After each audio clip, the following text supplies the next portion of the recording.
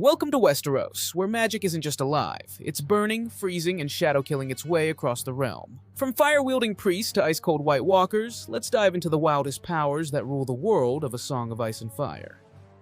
Children of the Forest and their magic. Children of the Forest, the OG residents of Westeros rocking magic long before it was cool. Picture this. Tiny mystical beings wielding supernatural powers like warging, green sight, and literal control over nature. Need a tree moved? Say no more. These pint-sized druids were basically the Swiss Army knives of magic. And let's not forget, they even helped build the wall with their pals Bran the Builder Stark and the Giants, throwing in some ice and spells for good measure. The Sight.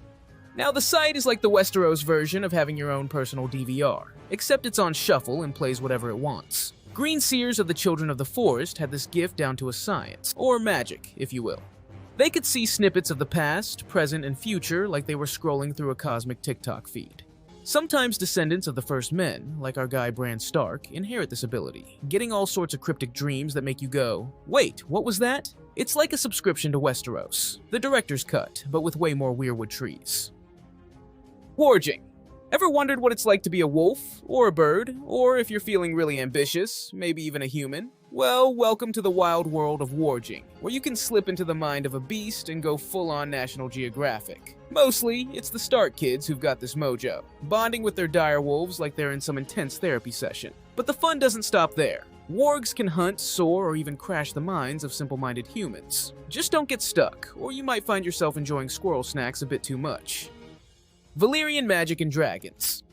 Dragons and Valyrian magic is the ultimate power couple of Westeros. The Valyrians weren't just dragon riders, they were magical pyromaniacs with a serious addiction to fire and steel. Picture fire manipulation, dragon bonding, and enough magical metallurgy to make Hephaestus jealous. Dragons were like the nuclear codes of their time, capable of turning entire armies to crispy critters in seconds. And yeah, they're also handy for melting steel, cooking marshmallows, and reminding everyone why be kind to the Targaryens is big deal.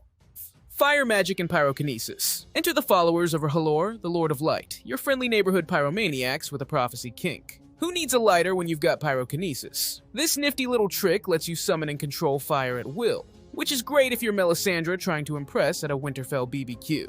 Whether it's Melisandre staring into flames like she's binge-watching a particularly juicy soap opera, or Thoros using a flaming sword to cut through the gloom, their magic is as unpredictable as it is flashy. But beware, it's all fueled by faith, and if you're not careful, you might end up roasting more than just marshmallows.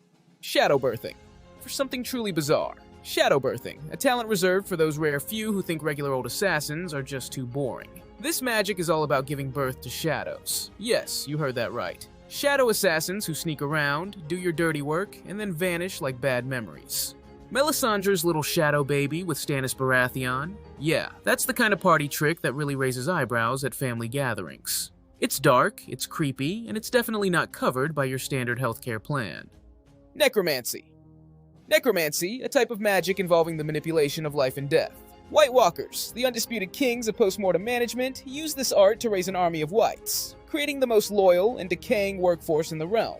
But they're not the only ones getting in on the undead action. Red priests like Thoros and Melisandre have brought back their fair share of warriors, including everyone's favorite resurrected brooder, Jon Snow. It's a power that bends the rules of life and death. But hey, when has that ever stopped anyone in Westeros? Blood magic. Blood magic is for those who think regular magic just isn't gruesome enough. This ancient taboo art requires some pretty dark sacrifices. Think along the lines of draining a few innocent souls to juice up your spells. From Mirri Maz Duur's curse that left Drogo in a vegetable state to Melisandre's charming little murder leeches, blood magic is the dark side's answer to magic with a splash of gore. Warlocks of Qarth and illusion magic. Let's talk about the Warlocks of Qarth, Westeros' equivalent of shady magicians who just can't resist a good illusion.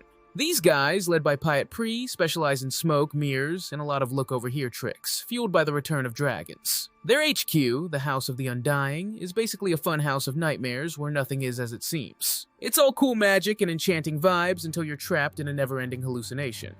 The Faceless Men and shape-shifting magic. The Faceless Men of Braavos don't just kill people, they become them. These shape-shifting assassins have perfected the art of stealing faces and identities, making them the world's most terrifying undercover agents. They worship the many-faced god, who's all about death, and they're not afraid to flay a face or two to get the job done. It's alchemy, disguise, and creepy dedication rolled into one, turning them into the ultimate masters of the new phone who dis lifestyle. White Walkers and Ice Magic. White Walkers, because who doesn't love a villain with a Sub-Zero twist? These frosty fiends wield ice magic like it's going out of style. They can summon blizzards, freeze weapons, and their very touch can make your sword shatter like cheap glass. Oh, and did I mention they have an undead army at their disposal? The Night King's favorite party trick? Turning babies into pint-sized White Walkers with a single touch. It's like babysitting, but with way more icy stares and fewer snacks. Water Magic. Before there were Targaryens setting things ablaze, there were the Rhoynar using water magic to make waves. Literally. These water wizards could summon giant spouts, command the currents, and basically turn the river into their personal weapon. They even knocked a few Valyrian dragon riders out of the sky, just to keep things interesting. Sure, the Rhoynar eventually lost their river kingdom, but hey, you can't deny they knew how to make a splash. That's a wrap on Westeros' wildest magic. Hit like, subscribe, and keep your dragons and shadows in check. Catch you in the next spellbinding adventure.